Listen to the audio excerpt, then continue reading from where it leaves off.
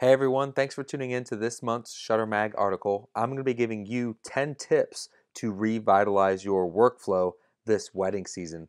So there's no reason to fear October. It's coming.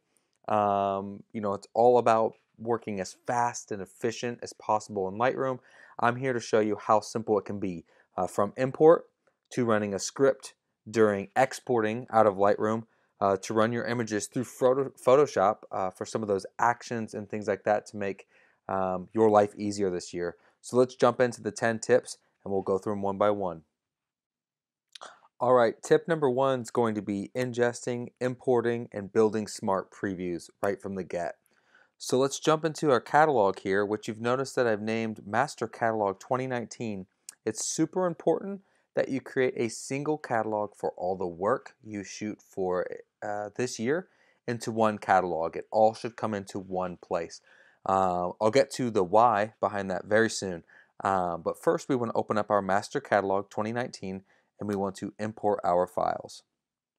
What I like to do is find my files in Finder and drag and drop them in to make it as quick as possible. So if I go down here, I go through all my folders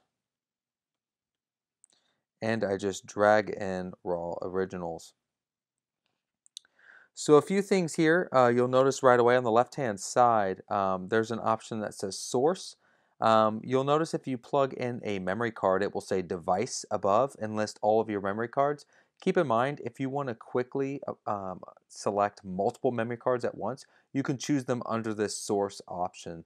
Just a quick little tip there during import. Another really big setting that, or most important setting that you want to have, is the build/smart previews option selected. This is going to build a smart preview per file as we import. You also want to make sure build previews is set to minimal. I don't like to choose one-to-one or standard right from the get-go because it's going to build them from the raws and it's going to take a really long time. So keep in mind this workflow is going to be adding photos into Lightroom as fast as possible. I recommend when you're ready to get started, let's add the photos and build smart previews. So I want to start calling right away, so I want to choose these options as I have shown here. I'm not going to choose any develop presets to apply because I haven't called this job just yet, but now I'm ready to import my files. Keep in mind, since we're adding files, I'm not going to have options to choose a destination or a backup folder, but if I were to copy those become available for me right away as I make copy of my raws. So let's click add and get started. All right, now we're ready for tip number two, and that's going to be exporting a new catalog, setting our preferences, and building standard previews before we cull. Now there's a lot of steps here to this tip, but it's pretty simple, right? So we're working in our Master Catalog 2019, and we're ready to select all of our files that we just imported, and we want to export as a catalog. Now the reason why we're doing this is because we want to select in a much smaller, much faster, more lean catalog, so it's quicker for us to work in. Typically when you're importing all of your images from 2019, this file is going to get in the tens of hundreds of thousands of images in a year. It's going to start to run slower and slower. So I like to run a catalog per event. So what I'm going to do is on my desktop, create a new folder actually, and call it Working 2019. This also helps as well in case you corrupt a catalog you're working in and you don't corrupt your master catalog. Now I understand you can back up catalogs, things like that. We don't need to go down that path, but just keep in mind it makes things much faster and efficient working in a single catalog per event after we've imported. So I'm going to choose build/include smart previews, and I'm going to call this, let's just say event 1. And we'll go ahead and choose export catalog. And as it's running this process, it's going to build all those smart previews and get us ready to start culling. All right, now that we have our new exported catalog open, we're ready to set our preferences, which are very important. So we want to go into Lightroom and choose preferences and come in here. I always turn off the show splash screen during startup. That just makes startup a little bit faster. But these performance options are very important. So as you'll note here, I'm making some quick adjustments, and I want to turn off all of these settings to make sure my catalog is running as fast as possible. Then I'm going to go into my catalog settings, file handling, and make sure that my standard preview size is set to the lowest option that it can be. Preview quality low. Discard, that's fine after 30 days, and everything else is ready to go. Now our last step is to select all images, go up to library. Actually, gotta back up a second here. What we want to make sure is that we disconnect our raw files from the smart previews. So as you can see here, there's quite a lot of different options here. Originals with smart previews, just smart previews. So we want to make sure that we go down here to update file location, and I like to just choose the desktop, so it automatically just gets rid of all of our files, so we can now build standard previews. This is important, so it's building a standard preview from the smart preview, the much smaller file, versus having to use your original file, and it takes a lot longer.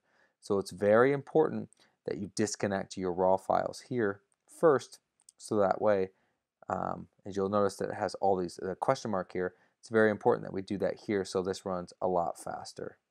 And once this is done, we're ready to start calling. All right, so tip number 3 is going to be lights out calling. I always call my images in loop mode, but I want to make sure to hit that L key twice so I can be in lights out mode. Now if I hold shift and click the tab key, it'll make my image large, and I can go through these instantly. So you'll see how fast each one loads, and I don't have to wait, right? Normally it says loading down here at the bottom. I don't have to wait because I've built standard previews. Now, since I'm working on smart previews and building standard previews, I'm not really getting any lag going through these files. So I can make sure that all of my files are in fact in focus. Now keep in mind, because we have lower resolution, I'm not going to be able to zoom in as far. But that's okay, right? So I want to do my initial calling here. So I can just hit my space bar or zoom into my image, and it's no problem. Now, a few other tips for lights out calling that I like to use are the tab key, the caps lock key. This is the auto advance feature. So if I end up choosing, say, to use the number 3 for 3-star, it's automatically going to advance my image to the next one. So as I'm hitting the right arrow, I can choose different files that I want to hit, maybe the 6 key to apply a red label, and it's automatically going to jump to another image. If I want to undo that one, it will remove it and still advance it to the next image. Pretty cool, right? So we can do 6, 6, and I'm just hitting that red label to auto advance it. Even better is I like to use the key to the left of the number 1, and I can choose flag as a pick, and it'll actually toggle it, right? So I can remove flag on and off. Remember to turn caps lock off if you want to use this, and toggle with the right arrow, right? So if I accidentally choose an image to flag, I can hit remove flag, or the P key, or the U key, or the X key, right, to remove flag. So all these different options and fast ways to work. But lights out definitely is going to be the fastest after building standard previews and using the auto advance to quickly call through your images. So a lot of people out there that say don't call in Lightroom, it's slow. Okay, it's not as fast as Photo Mechanic, nothing is. That's pretty instant. But if you want to work in one program and keep everything in one place, I definitely recommend these steps before you call. All right, so we're ready for tip number 4, and that's going to be custom sorting your images and syncing capture time. As we all know, syncing capture time, the simplest way for you to do this is all shooters should take the same photo of an iPhone or any sort of phone with time on it, and that way you can sync all those cameras in Lightroom later to the same capture time. That's the easiest and fastest way to do that. But if you haven't done that, you might have to custom sort your images, and it's not too hard to do. So all we need to do is select all of our images and create a new collection. So if I drop down the collection option and click the plus, I'm just going to call create collection, and I'm going to call this reorder. It looks like that one's already in place. So I'll just call this custom sort, and I'll have it include all selected images. Now that I have my custom sort option selected, what I can do is I can start to move images around if I want to have all those details at the beginning, and start to quickly custom sort all of these detail shots. It's a pretty cool feature to use. And what makes the most sense is you have the event details, some more of the details of the bride and groom. Specifically here, these are all the groom details. I like to put all those together and throw all of the bride getting ready all together as well. So we can take these images and drag them down here where the bride's starting to get ready, and things make a little more sense in following her details.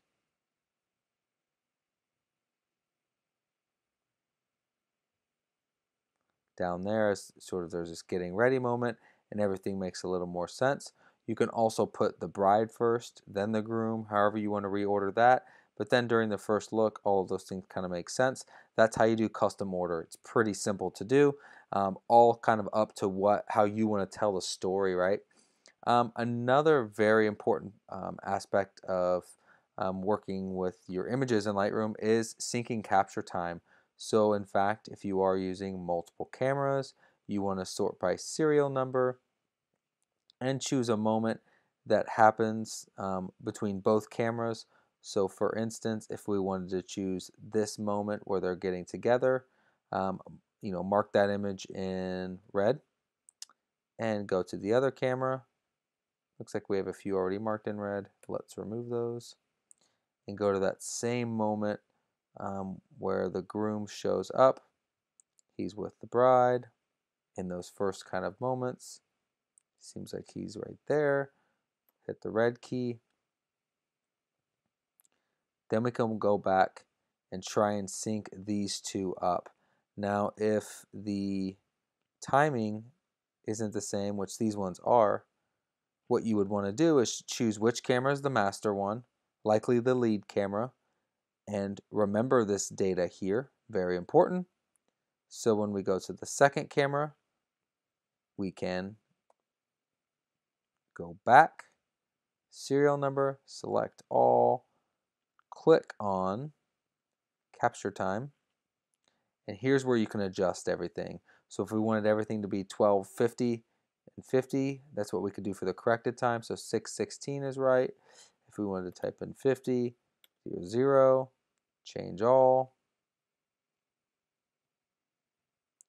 And now our images would jump right into place. So you see the original moment here, and this is the second moment there. So it makes it very fast for you to just kind of jump and sync your cameras. Again, it's really helpful if you just use a phone and everyone photographs that at the beginning of the day. I promise you. All right, tip number 5 is pretty obvious. Use presets, use presets, use presets. Now, creating a preset is simple. So once you kind of have all of your starting point settings in the develop module already applied to an image, you can do Shift Command N. This lets you create a preset.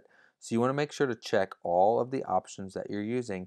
Now, I recommend not using white balance and exposure within a preset. Just doesn't really make sense. Exposure is okay, but definitely not white balance. We want it to stay as shot, but all of the settings that we're using, things like local adjustments, you definitely want to have unchecked. Transform, I don't like to bring over, but all of these other settings we can bring into our preset.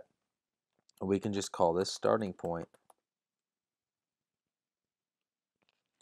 Now presets are really awesome just because it allows you to apply settings to all your images up front. So you can select all of these images at one time, go to Save Preset, and under User Preset we can click Starting Point, and it immediately applies that preset to every image. Now it's the perfect place to start when you're going through and color balancing your images to get everything on the same, going in the same direction. So what I'm going to do is undo that because I don't need that preset applied at the moment. But there's another option that you can do in applying presets. And that's going to be ones specifically, once you've edited an image, you can use presets to apply to adjust HSL and things like that, right? So let's say we bounce this image, it's way too warm.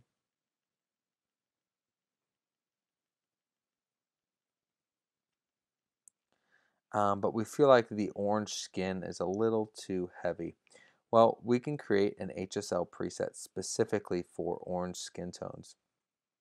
So what I like to do, and it seems I already have this applied here, if I want to take this down further, down to say -25, actually, I'm jumping ahead a little bit here and using the target adjustment tool, but if I just want to take that down a little bit further and brighten the skin just a bit,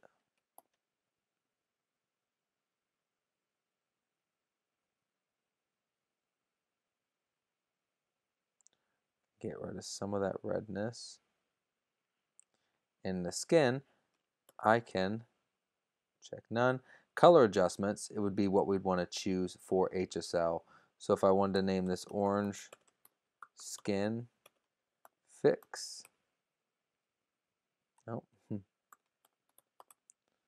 I could choose that and go to any image I want. And let's take that exposure down just a little bit. And if I want to bring the orange skin in, I can just choose orange skin fix. Now that might be a little bit heavy, so you definitely want to make sure if doing that, we can either warm the image up just a little bit, but that's going to kind of help keep that in check. Now that can work with a multitude of images, of course. If you want to bring in a blue sky or cool down an image during the reception, all of those options are available for you to use. Here's a good example. If I want to, and I've already done that here, but you can adjust the blues in the sky to make them a little more intense, create a preset from those settings.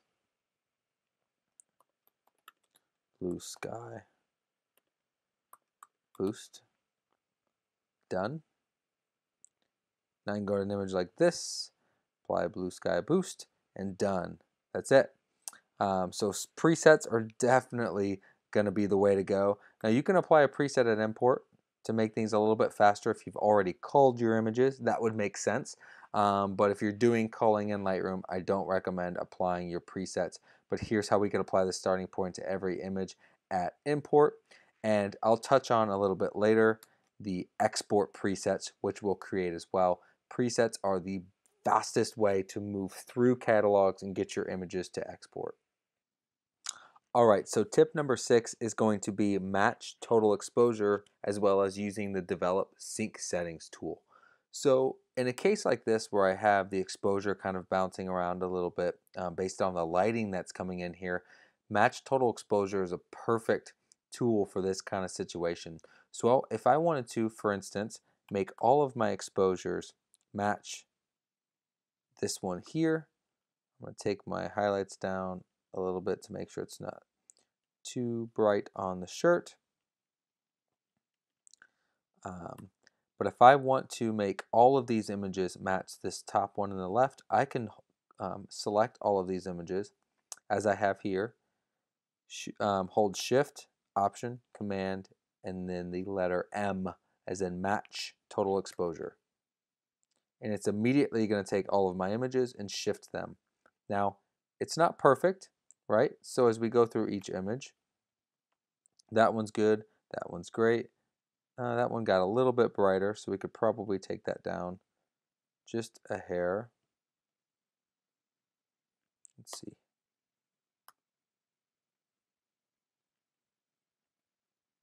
That one's good.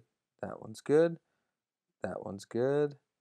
This one could probably be a little bit brighter on his face. This one could be a little bit brighter. That one could be a little bit brighter, bouncing back. And that's okay.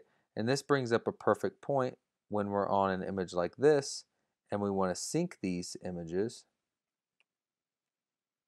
Now I can sync those settings.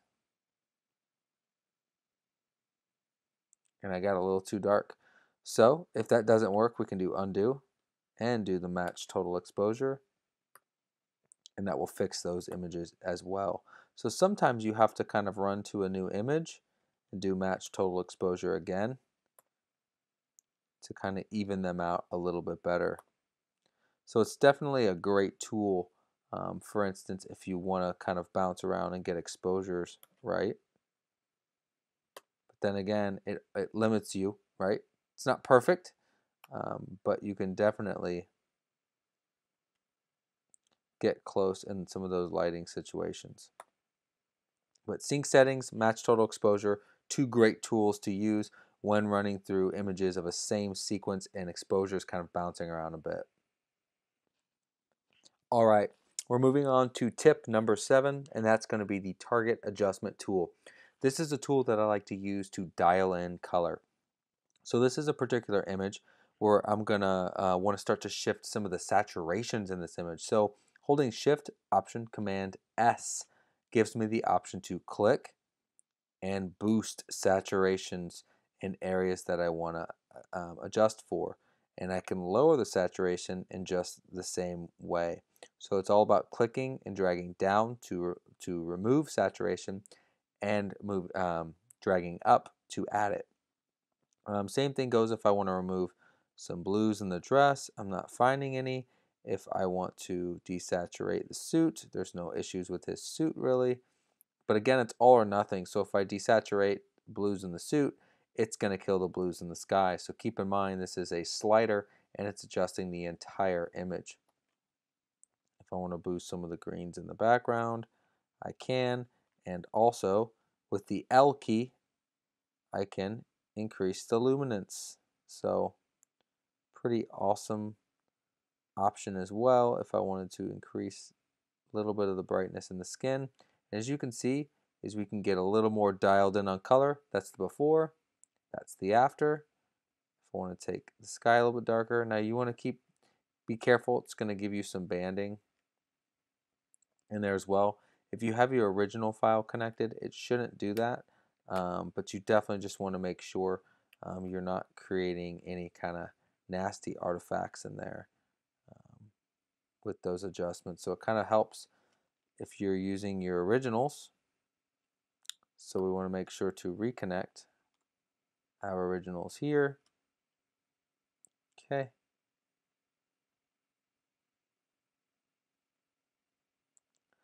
Find missing folder.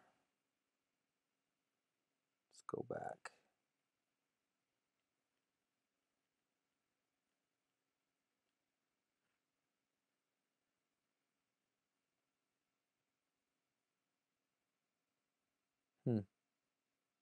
Okay.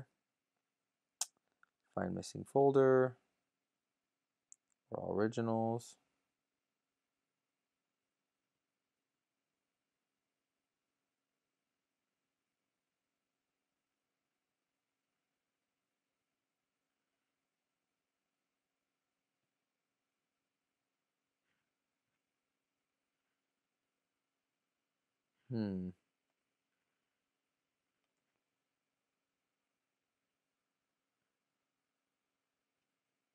Let's see here.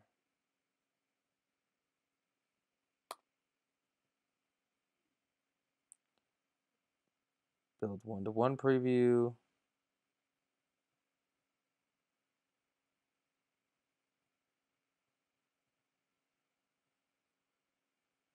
There we go. As you can see, there's no banding now. So if you get that issue, and it's a common one, it's going to be tied to your smart previews, your standard previews, and not being connected to your original. So when you're doing a little more editing intensive work, you want to make sure to have your originals connected, so that way that issue can go away. Let's see. Now it's happening on this image again. Likely tied to the low resolution standard previews that are building. So if we need to change that, Just go back into catalog settings. You want to increase that. Back to medium, you can.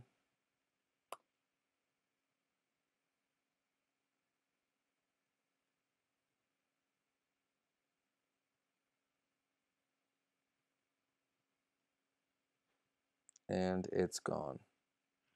All right, let's move on to tip number 8, which is create and organizing your creative edits. Okay, so tip number 8 is going to be creating and organizing creative edits, right?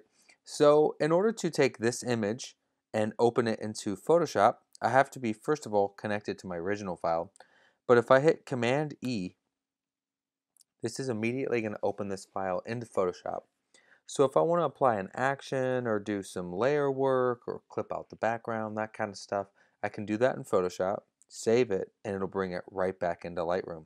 So I'm just going to do a really quick, run a quick creative action here and make some tweaks to the background, some things, nothing too crazy. And I will go in here and apply some dodge and burn. Turn down my flow.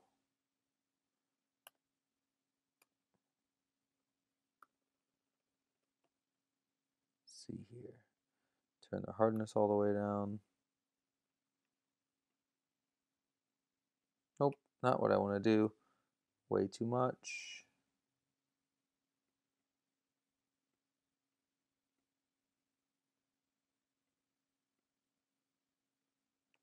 No, you know what?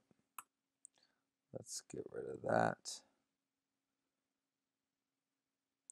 Oh, we'll do it again.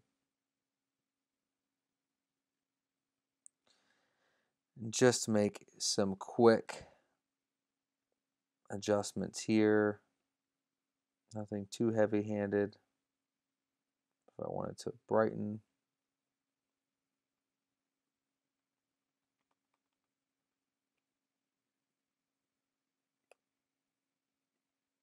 Turn flow up. Take opacity down.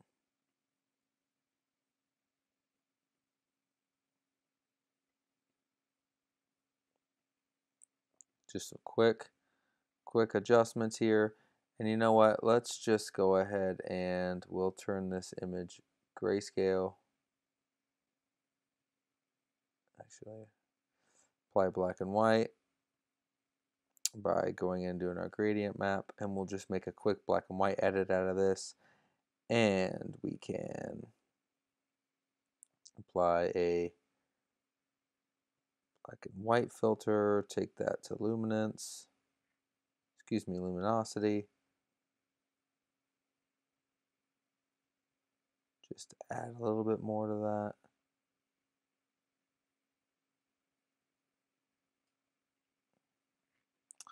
And save and close our image. I got a little long-winded, but just kind of going through, and we'll close our image out, quit Photoshop, and that image is now in my catalog here automatically in Lightroom. So what you'll notice is that both images are showing, right? So if I want to stack these immediately, I can make sure in my external editing tab, I can do stack with original. And what that's going to do is it's going to make sure to take these two images and automatically stack them. Now, since I've already unstacked into a group,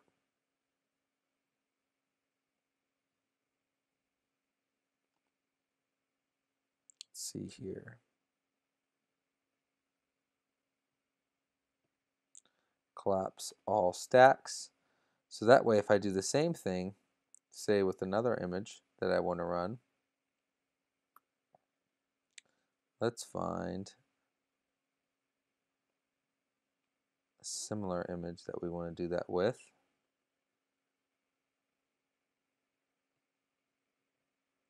Let's filter to my 5 stars.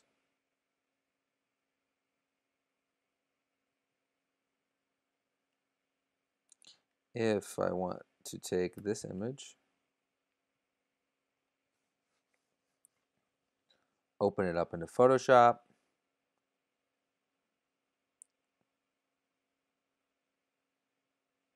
say I just want to run some portraiture on it,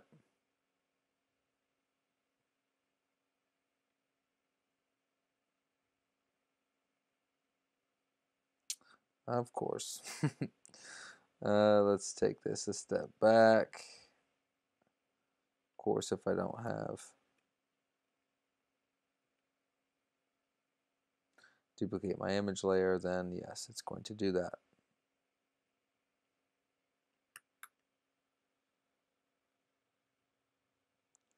And I'll turn that down a little bit. And let's say we want to apply just a quick gradient map, black and white. There, we can quit this image, save it. It's going to save it as a TIFF file. And immediately open it back up into Lightroom and stack with my originals here. So as you can see, here's my color and my black and white. If I select all, we can do stacking, collapse all. And this is important, so when you are exporting, it's only going to export the black and white, or when you're showing these images, you don't have to go through and show both versions, right? So here's another creative edit that I had done, as well as a black and white. So there's some quick ways for you to create and organize creative edits. Another way to do that is, another fast way is to export LUT files from Photoshop, which I explained in a previous article. But anything that you want to do in Lightroom, like for instance, if you wanted to,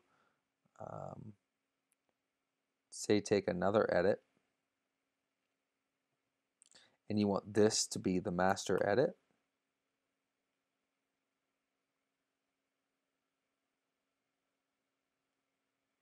just go ahead and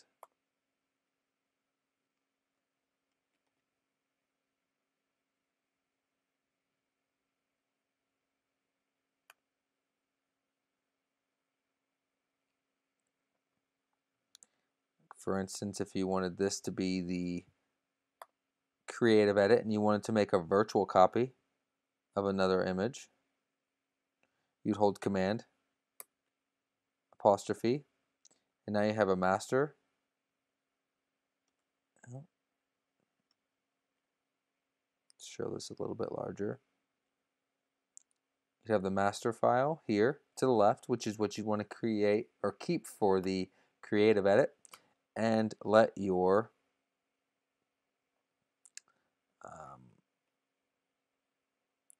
virtual copy, you can let that be the color correction version, which we can take this down and have it be a little more subtle, so you can have both version edits, and you can actually export both versions, or you can hide the virtual copy behind your master copy if you select in library mode the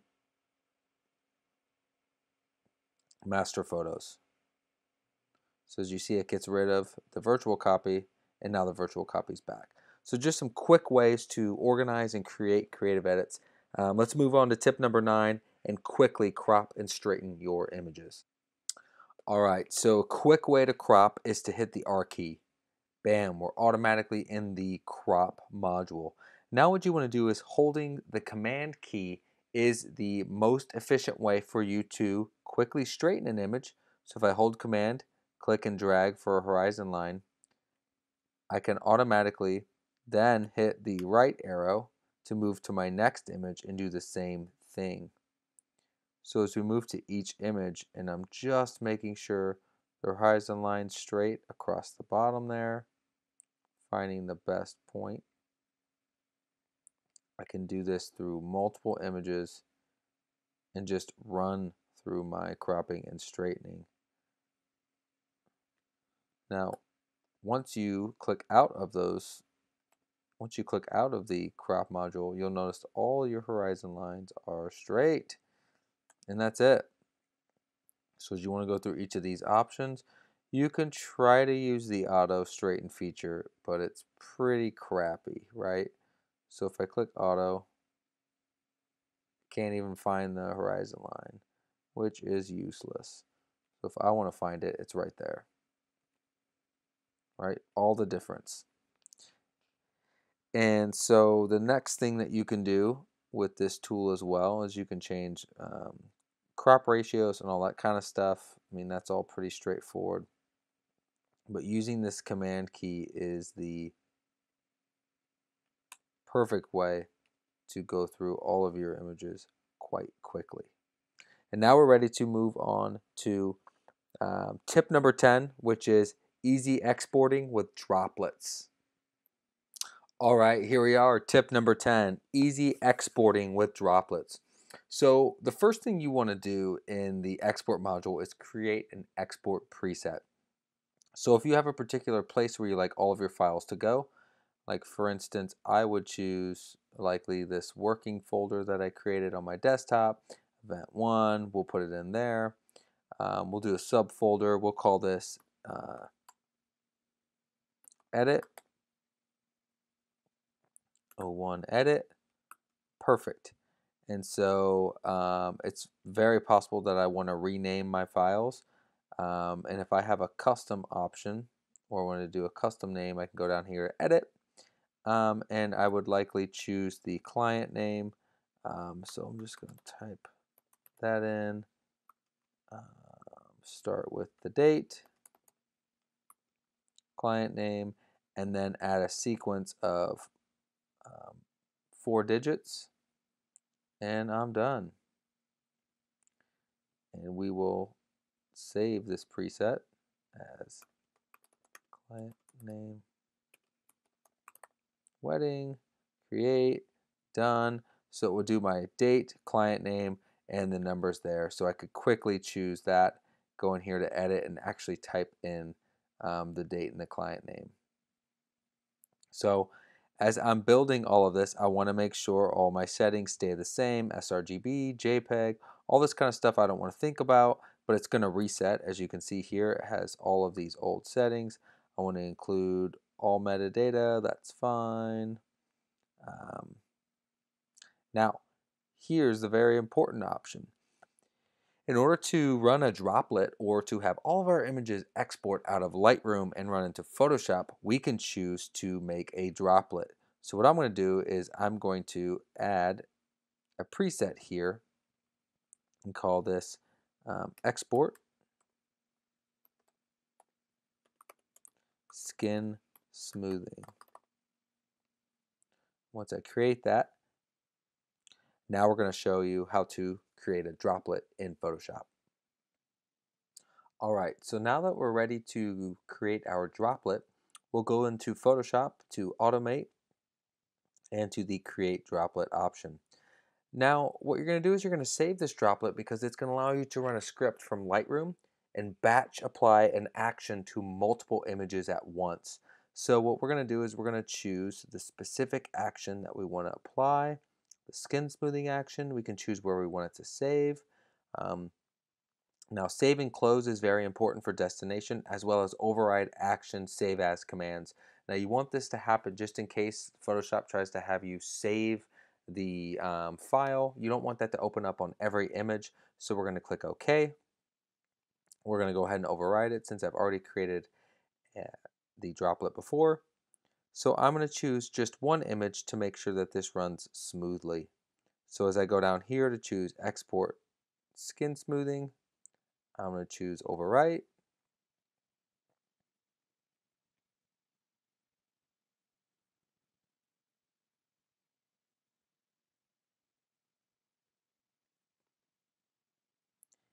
And it's already run in Photoshop. Now just to test this out, of course, I want to make sure to bring my image into Lightroom.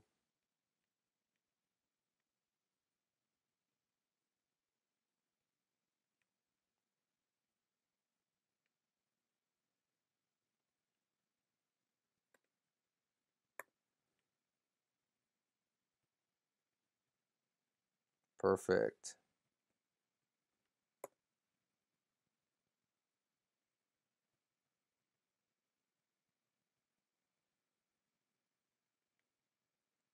All right, it looks like it already applied the skin smoothing on there, so we know it's working. So now we're ready to select our image, all of them, and export them immediately to skin smoothing. And that's the last tip to make your life easier this year.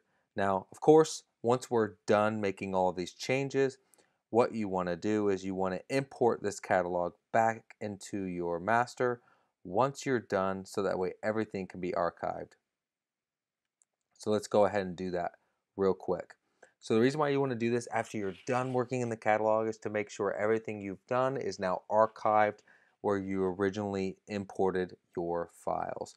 So what we're going to do is quite simply go back to working catalog, drag and drop this event that we exported originally into the library module. Let's try this one more time. There we go. And it's going to import all of that metadata, excuse me, into this catalog for us. And once it's done checking all the photos and doing its import, our next pop-up option here will have us choose what we want to import specifically.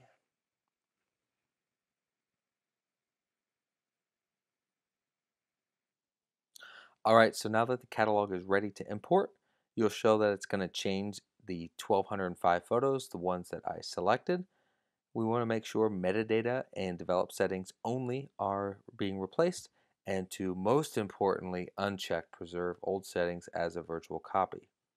Now when we're ready to import, we can click the import button, and that will bring all of our files into Lightroom. So these 10 tips, I hope, will shave off as much time for you this year and getting your images back to your clients as soon as possible, because that's the most important thing, right? If you can turn a wedding in 2 weeks, you're in good company. So another thing to take these tips and to make this change this year, I promise you, you won't regret it. Take the time to implement these to save yourself time this year, because there's really no reason to fear October. You know wedding season's coming. You're going to get busier. You got this. Stick to these 10 tips, and I promise you this year will be less of a headache. Tune in next month as I'm going to go through the 7 ways that you can revitalize and revamp your entire workflow in Lightroom through the rest of the year.